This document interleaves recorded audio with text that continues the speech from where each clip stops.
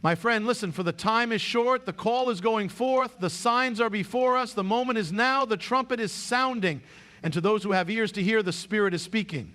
The day is approaching, March 25. But do not wait until that day comes. For the call is not to be made ready on the day, but before the day. The wise do not prepare when the storm is upon them, but before it breaks. The harvest is not gathered in the winter, but before the cold sets in. The door to the ark was not shut when the rain had already begun to fall, but before the floodwaters rose. So I say to you, chosen one, prepare.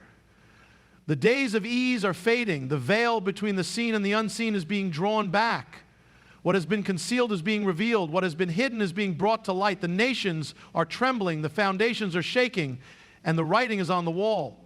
For there is a mystery, a pattern in the ancient scriptures. God warns before he acts. He gives signs before the moment of reckoning. He calls his people to prepare, to return, to sanctify themselves before the appointed time.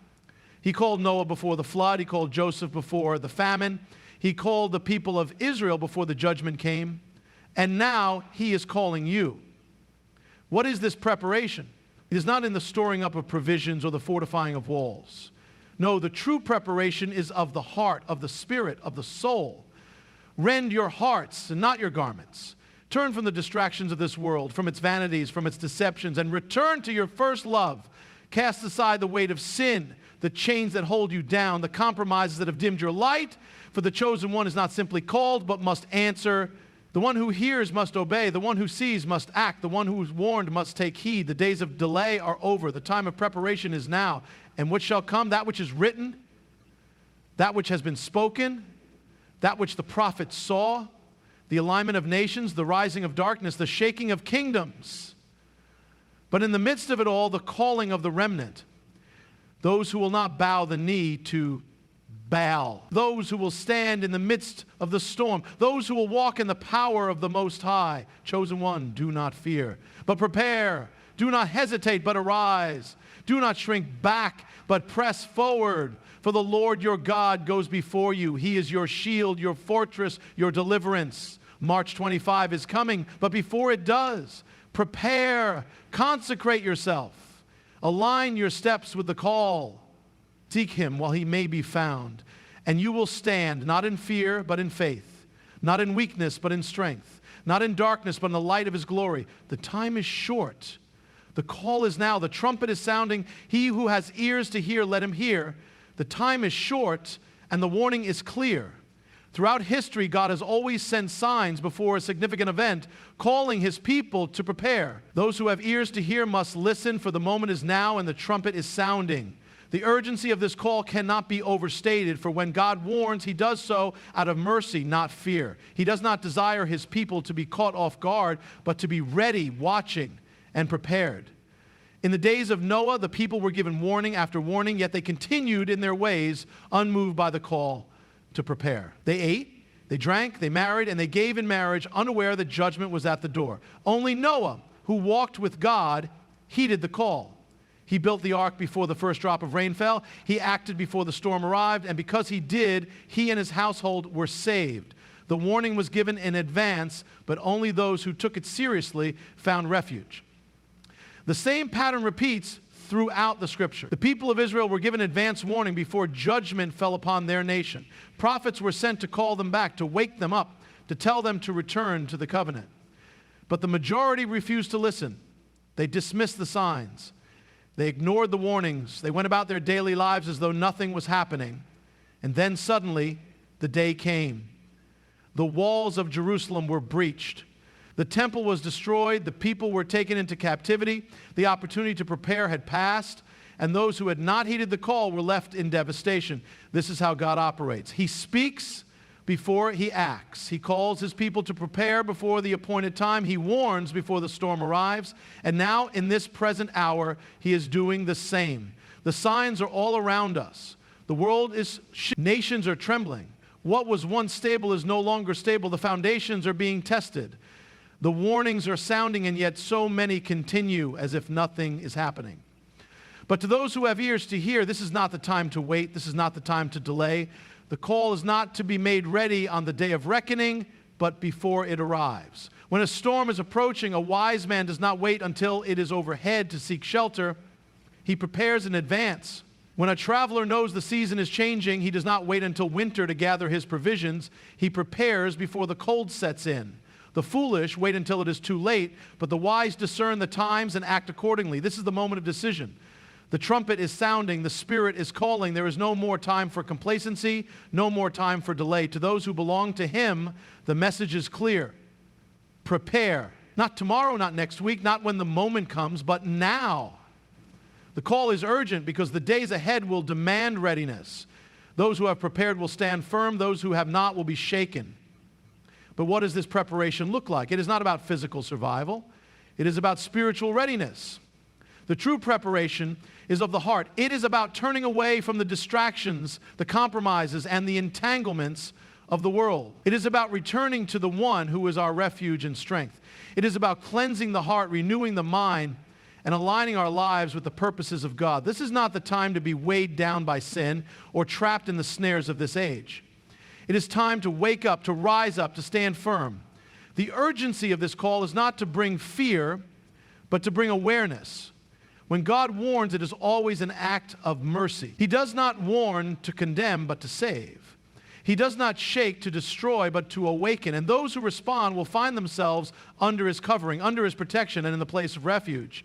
But those who ignore, who dismiss, who delay, their time will run out. And when the day arrives, it will be too late to prepare. The call has gone forth. The warning has been given. The time is now. Those who have ears to hear must hear.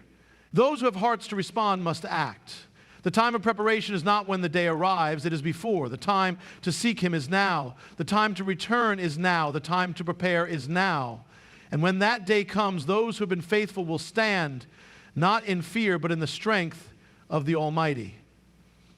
Throughout history, God has followed a pattern. He warns before He acts.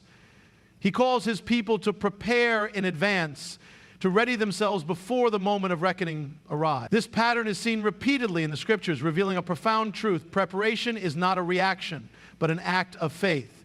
Those who heed the warning before the event are those who find refuge and deliverance. Those who wait until the moment arrives often find themselves unprepared and overwhelmed. One of the clearest examples of this divine pattern is found in the life of Noah. God saw the wickedness of the world and determined that judgment would come in the form of a great flood. But before the first drop of rain ever fell, before the waters ever began to rise, God called Noah to prepare. He commanded him to build an ark not in the middle of a storm, but when the skies were still clear. Noah obeyed despite the mockery of those around him. He worked, he built, he followed God's instructions. And because he prepared in advance, he and his household were saved when the flood came. The same principle was at work in the life of Joseph. Pharaoh had a dream, a warning of what was to come. 7 years of abundance followed by 7 years of famine. The warning was given in advance so that action could be taken before the crisis arrived. Joseph, guided by God's wisdom, implemented a plan.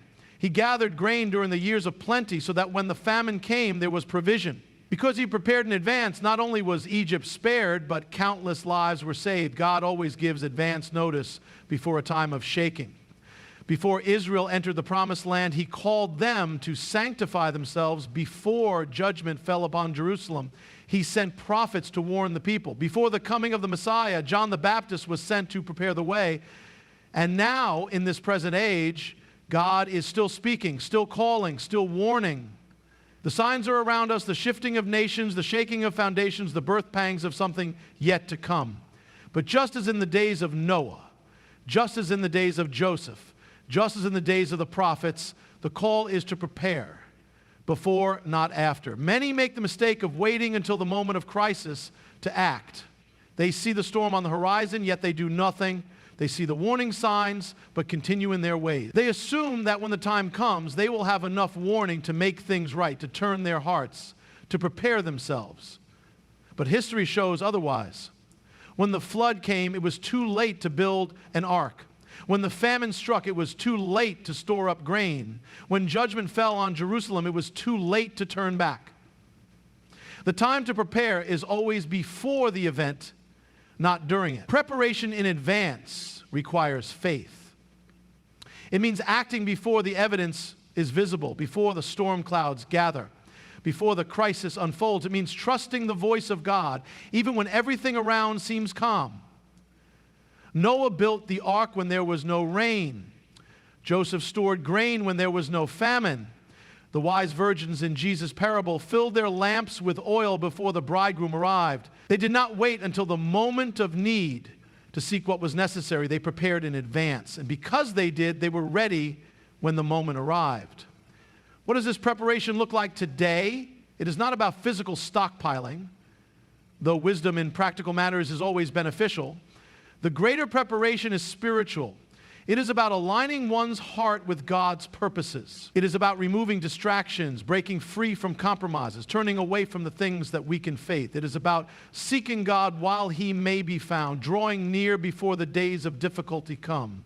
It is about cultivating a deep, unshakable relationship with Him so that when the shaking occurs, faith remains firm. There is a remnant that will hear this call. There are those who will understand the urgency and take action before the moment arrives. They will not be caught off guard because they will have already made themselves ready. They will not be found lacking because they will have already filled their lamps with oil. They will not be shaken because their foundation is built upon the rock. The time of preparation is now. The time of decision is now. God has given advance warning so that His people may be ready, so that they may walk in His purposes without fear. Those who wait until the moment comes will find themselves unprepared, but those who act now, who align themselves with His call, will stand in the days ahead. The signs are here. The call is clear. The wise will prepare before, not after. True preparation is not about stockpiling resources, fortifying physical defenses, or gathering material provisions.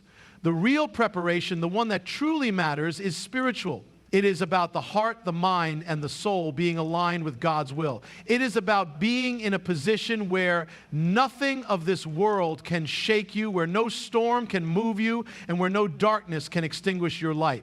The true preparation is not external, it is internal. Many people look at times of uncertainty and begin to focus on what they can do to secure their earthly survival.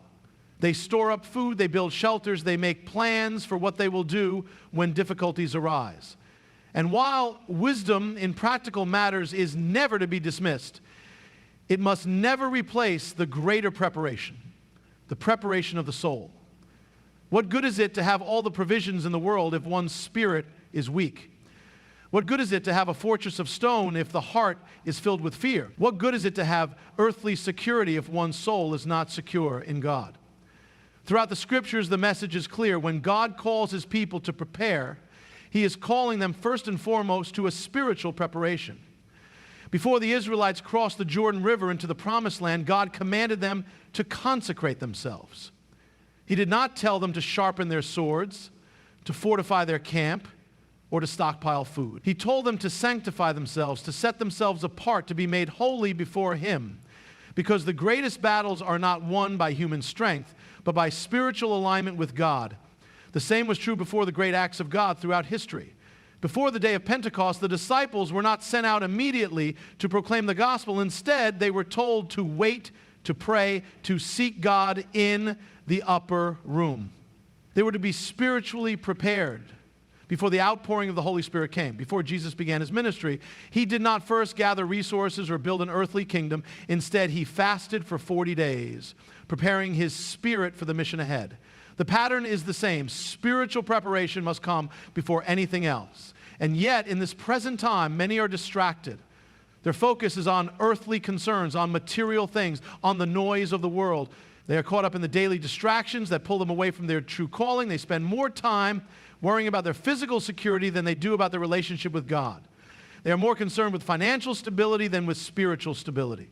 They focus on temporary concerns while neglecting eternal matters. But the call is clear. The chosen ones must prepare, and that preparation must be of the heart. The distractions must be cast aside. The entanglements of this world must be broken. The compromises must be removed. It is time to return to the place of consecration, to return to a posture of prayer, to return to the presence of God. It is time to remove the weight that hinders, the sin that clings, the things that dilute faith. The chosen ones must stand ready, not in fear, but in faith. Because when the storm comes, it will not be physical preparation that sustains a person, it will be their faith When the trials arise, it will not be earthly resources that bring peace. It will be the unshakable presence of God. When the shaking occurs, it will not be those who have stored up treasures on earth who will stand firm, but those who have stored up treasures in heaven. Jesus spoke of this in the parable of the wise and foolish builder. One built his house upon the sand, relying on the temporary things of this world. The other built his house upon the rock, establishing his life on the eternal truth of God. When the storm came, only one house remained standing. The difference was not in the strength of the storm, it was in the foundation. Those who prepare their hearts now, those who strengthen their spirit now, those who root themselves in God now, these are the ones who will stand when the storm comes. This is the preparation that matters. This is the preparation that will last. Not weapons, not provisions, not human strategies, but a heart fully surrendered to God, a life purified, a spirit filled with His presence, a faith unshaken. Because when the world is in turmoil, when darkness rises, when everything around seems uncertain, the one who has made God their refuge will not be moved. The one who has prepared their heart will not fear. The time to prepare is now. Not when the shaking comes, not when the storm is overhead, not when the crisis is already upon us, but now the chosen ones must prepare in advance. They must consecrate themselves. They must turn away from distractions and return to the presence of God. Because in the end, when all else fades, when all earthly things pass away, the only thing that will remain is the foundation that was built in Him.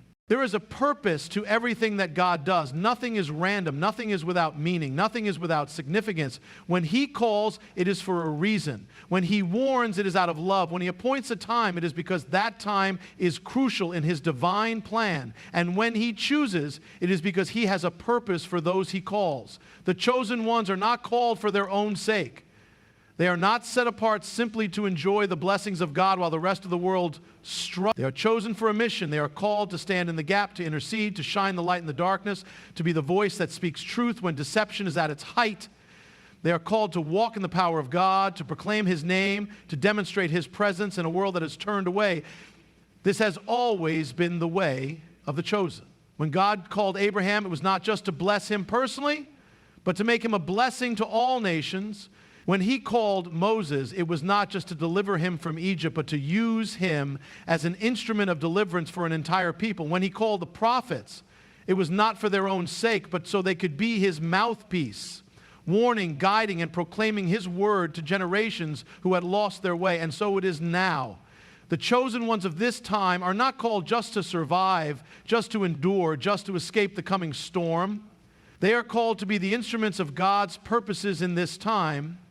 They are called to be the watchmen on the walls, sounding the alarm. They are called to be the hands and feet of God, bringing hope, healing, and salvation to those who are lost. But to fulfill this calling, they must be prepared. A soldier does not go into battle without training. A messenger does not deliver a message without first receiving it. A vessel does not carry living water unless it is first emptied of all that does not belong. The chosen must be purified. They must be refined. They must be made ready for the task ahead. This is why the shaking comes first. This is why God allows trials to come. Because it is in the refining fire that the chosen are prepared. It is in the trials that faith is tested and weak foundations are exposed. It is in the challenges that distractions are stripped away and only what is true remains. God is not looking for those who merely claim to be His, but for those who will stand firm when everything is tested. Throughout history, those who were used by God were those who endured the refining fire. Joseph was betrayed, sold into slavery, falsely accused, and imprisoned before he was raised up to fulfill his purpose. Moses spent 40 years in the wilderness before he was sent to lead God's people. David was anointed king, but spent years fleeing for his life before he took the throne. The refining always comes before the calling is fulfilled. So, if you have felt the shaking, if you have felt the trials, if you have felt the pressure increasing, it is not to destroy you, but to prepare you. It is not to break you, but to strengthen you. It is not to harm you, but to shape you into the vessel God needs for this time. Those who are chosen must be made ready, and readiness comes through refinement. But once they are prepared, they must step into their calling. The time will come when the chosen must rise. They cannot remain hidden. They cannot remain silent. They cannot remain passive. The world is moving toward a time of great division where the lines between truth and deception, light and darkness, righteousness and wickedness will be clearer than ever. And in that time, the chosen ones must stand as beacons of truth. They must be willing to speak when others are silent. They must be willing to act when others hesitate. They must be willing to go where God leads, even when it requires sacrifice. They must be willing to trust, even when the path ahead is uncertain, because the moment of calling is not in some distant future, it is now. The preparation has been for this time. The refining has been for this season. The calling is for this very moment. And when they step into their calling, they will not do so in their own strength. The chosen ones are not sent out alone. Just as Moses was given the power of God to perform signs and wonders, just as Elijah was given the authority to call down fire from heaven, just as the disciples were filled with the Holy Spirit and sent forth in power, the chosen ones of this time will walk in the same power. They will not stand on their own. They will be upheld by the hand of God. They will move in His authority. They will speak with His wisdom. They will walk in His anointing. This is the purpose for which they were chosen, not just to survive, but to lead, not just to endure, but to overcome, not just to witness, but to testify. The world is on the edge of something great, something unprecedented, something that will change the course of history. And those who have been prepared, those who have been refined, those who have been set apart, they are the ones who will be at the forefront of what God is about to do. The time is now. The calling is here. The chosen must rise.